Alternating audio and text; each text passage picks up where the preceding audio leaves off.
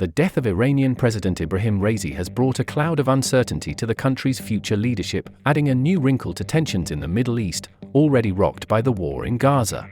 Supreme Leader Ayatollah Ali Khamenei on Sunday tried to project a sense of order, stressing that Raisi's death in a helicopter crash has not caused a disruption in the government.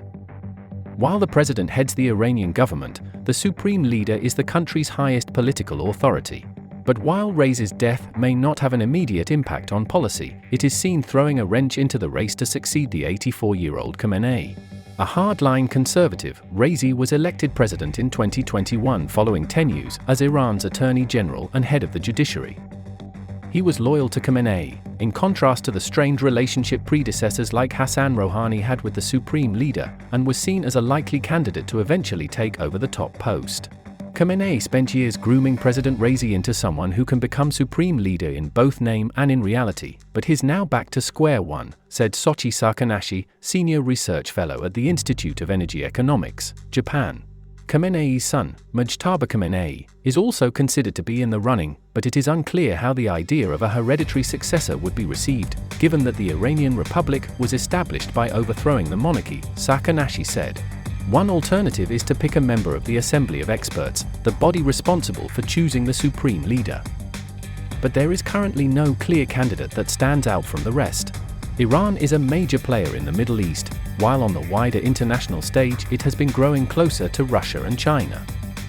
Its new leadership will have a significant impact on both Iranian politics and global affairs.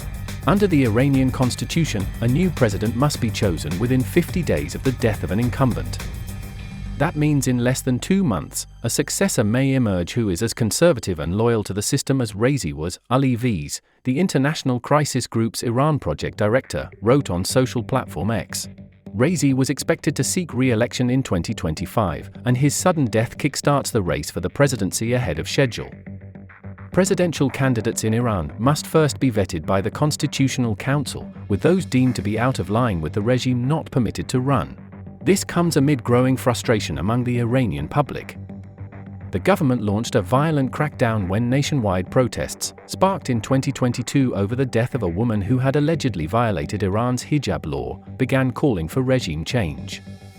Meanwhile, US sanctions weigh heavily on the economy, with inflation at nearly 40%. Iran's parliamentary election in March, which was seen as a test of the public's confidence in Raisi, saw a record low turnout of 41%. Many voters also cast blank ballots. Another election could further highlight dissatisfaction among Iran's more moderate voters. Also among the potential areas of fallout from Sunday's helicopter crash is Iran's foreign policy. Foreign Minister Hossein Amir-Abdollahian, who was also killed, had been working to improve Iran's ties with Saudi Arabia and other neighbors. He was also Iran's point person in dealings with Hamas chief Ismail Haniyeh. Raisi took a tough stance on the US and Europe, and had supported Hamas in its war against Israel.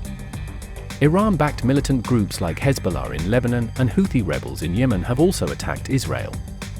Iran and Israel conducted a series of retaliatory attacks on each other in April. Senior US and Iranian officials held indirect talks last week in Oman to prevent Middle Eastern tensions from escalating further, according to Axios.